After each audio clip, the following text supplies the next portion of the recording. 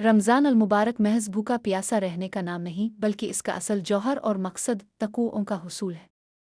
कुरान मजीद में अल्लाह ताला ने वाज़े तौर पर फरमाया है कि रोज़े तुम पर इसलिए फ़र्ज़ किए गए ताकि तुम्हें तक़वा पैदा हो। तक़वा की तलाशी और उसके हुसूल के लिए चंद अहम निकात दर्ज झैल हैं। 1. रूह की पाकीज़गी।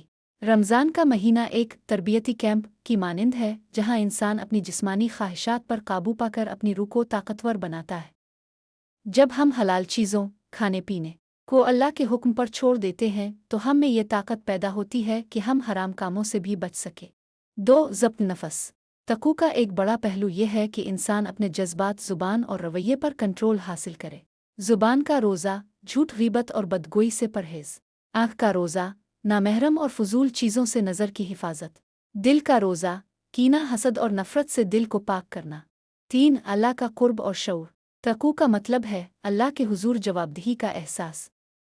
रोज़े की हालत में जब इंसान तन्हाई में भी कुछ नहीं खाता तो ये इस बात की मशक होती है कि अल्लाह मुझे देख रहा है।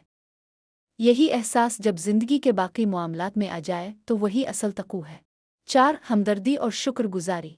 भूख और प्यास का तजर्बा इंसान के अंदर गरीबों के लिए हमदर्दी पैदा करता है।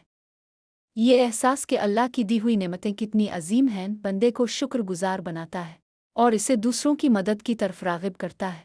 तक़वा कैसे तलाश करें? अमली इक़दामात। अमल मकसद तिलावत कुरान, अल्लाह के कलाम को समझना और उस पर अमल करना। क़याम उल-लैल, रात की इबादत में आजिज़ी और तौबा। सदका और खैरात, माल की महब्बत कम करना और दूसरों का सहारा बनना। मुहासिब नफस, दिन भर के अमाल का जायज़ा लेना कि कहाँ गलती हुई।